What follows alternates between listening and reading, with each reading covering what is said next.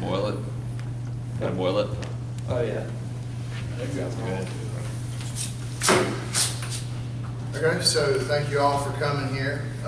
My name is Daniel Almond, and I'm running for Georgia State Representative, District 159. This will be my first time running for anything. I was raised in Georgia in the Atlanta area. Been living down in Effingham for about 4 years now. I left Atlanta to join the Marine Corps when I was 20 years old, 1999. Enlisted as a private at the very bottom of the totem pole, and it was a pretty tough job. I had a real hard time with it. And, my first enlistment was pretty dead set on enlisting again. Until I saw the Twin Towers fall on 9/11. I was aboard the USS Gunston Hall at the time, and so I decided to re-enlist and did another 4 years as a counterintelligence, human intelligence specialist, which meant I went out with Marine infantry squads a lot with an interpreter and talked to locals. We did 3 tours in Iraq. Mostly what I did was collect intel using those interpreters and transmitting the intel information up to higher, where bad guys were, where weapons were, sometimes get information about an impending attack, and sometimes the work I did was in the rear in detention facilities.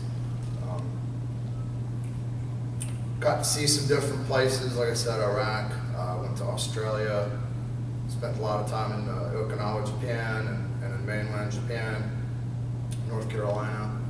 Got out of the military. Well, let me backtrack a little bit. I met my wife, who's from Effingham. That's how I ended up down here. She actually went to Georgia Southern, graduated education, became a teacher. She taught at Guyton Elementary in Effingham. Met her between Iraq tours on the Emerald Princess II casino cruise out of Brunswick. I was down in the Savannah area. I think it was for a job fair on a military base, Fort Stewart. It was on Fort Stewart. But did one more tour, did my 3rd tour after meeting her in 2006, and I got out in 2007. Worked at various different jobs. I was a corrections officer for 3 years at the Effingham County Prison. Another really tough job. I had no weapon, no pepper spray, no nothing. I mean, I'd be going into dorm rooms full of 60 inmates. But did that and worked as a cook for a while. Went to culinary school, used a GI Bill for that, and worked as a real estate agent in Atlanta. Currently work as a security guard down in Savannah. But I have all this time, I guess for about the past 5-10 years, I've been really interested in politics, and I've been an activist for reform. In 2010, following the ramming through of Obamacare on purely party lines and using some pretty cutthroat legislative tactics, I led a demonstration with the message "Restore the Constitution." And this demonstration went to the edge of DC, and the idea of the demonstration was to take weapons as close to DC as possible. We took rifles and pistols right up to the Potomac within sight of some of the monuments.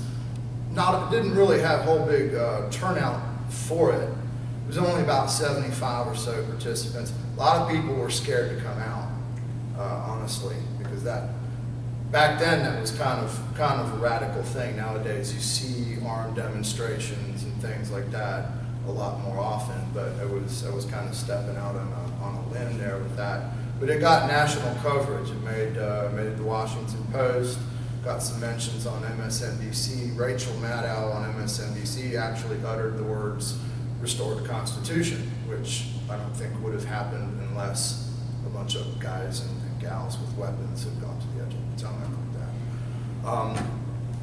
But I've looked at state politics too, And I see a lot of cronyism and a lot of corruption, and I want to take that same fighting spirit that I had in the Marine Corps, that I took to the streets of Fallujah, and that I took in that demonstration to the edge of DC. I want to take that same fighting spirit to the Capitol and stand up to a lot of the cronyism and a lot of the corruption that goes on.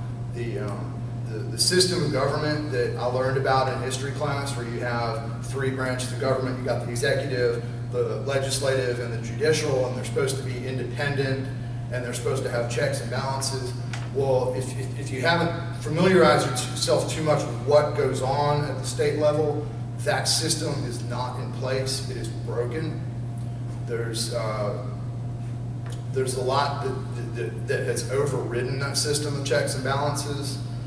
For example, the governor can promote people from within the legislature to serve in certain positions, and you've got corporate lobby groups that have way more influence on how legislators vote, in my opinion, than the people in the districts.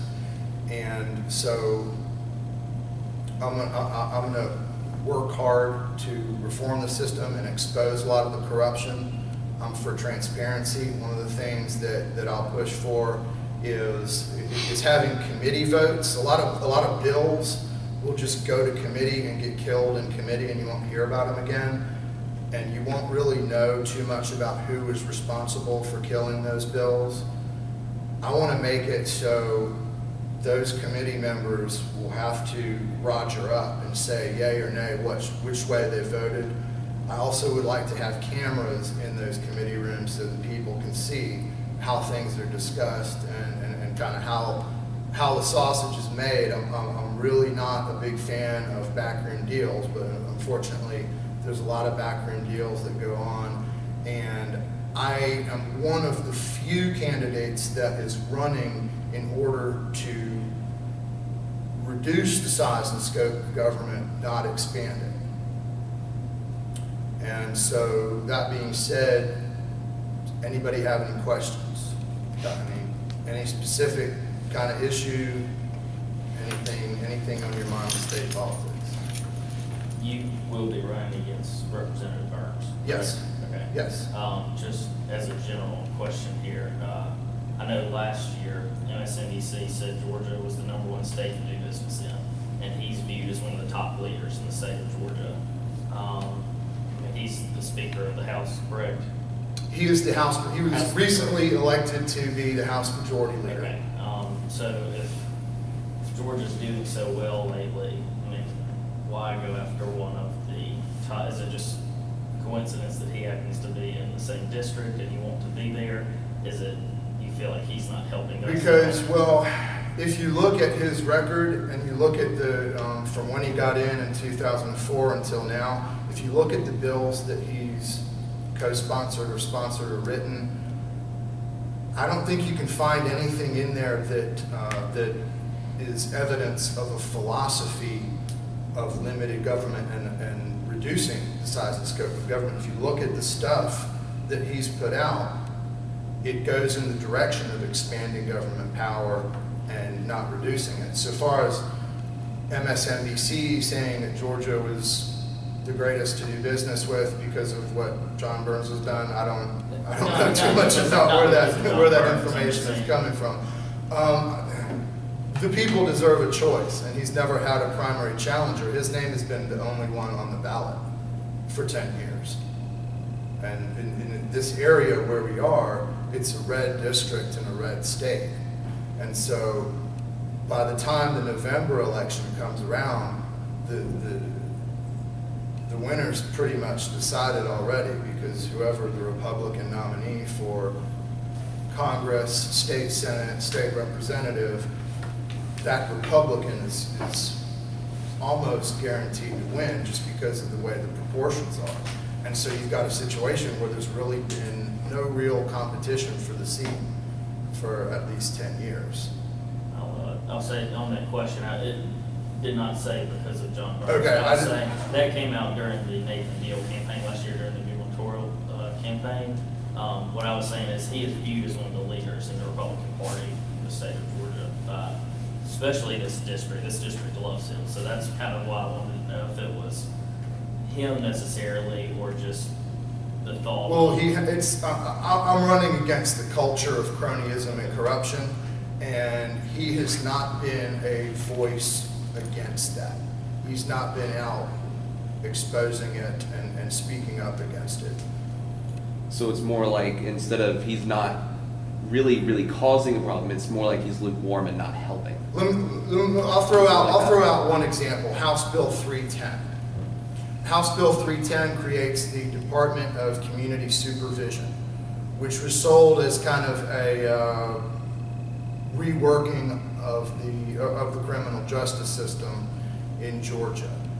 What the bill has the effect of doing is expanding the governor's power. Is a lot of what that does. It replaces officers or positions, department heads who are appointed for fixed terms. Say, I don't have the bill in front of me and exactly what position this is, but if you look at House Bill 310, there's language in there that takes a position, an office, and instead of having, it replaces somebody who is appointed to a fixed term, it replaces people who are appointed those terms with those who serve at the pleasure of the government. So it was one of many expansions of government power, and he had voted for that, and as well as the ad valorem tax and the gas tax increase, which really long, convoluted bills, and there's a lot of shell games, but they've had the effect of raising people's taxes, and the Republicans ought to stand for lower taxes and less government.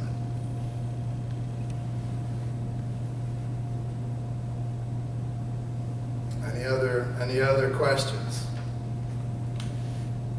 Just is Gulfstream in our district, or is it outside of it? District 159 does not include Gulfstream, but it includes some people who work at Gulfstream. Right. Okay, well, if there aren't any other questions, thank you all for your time. And again, my name is Daniel Almond, and I'm running for House District 159 in the Republican primary.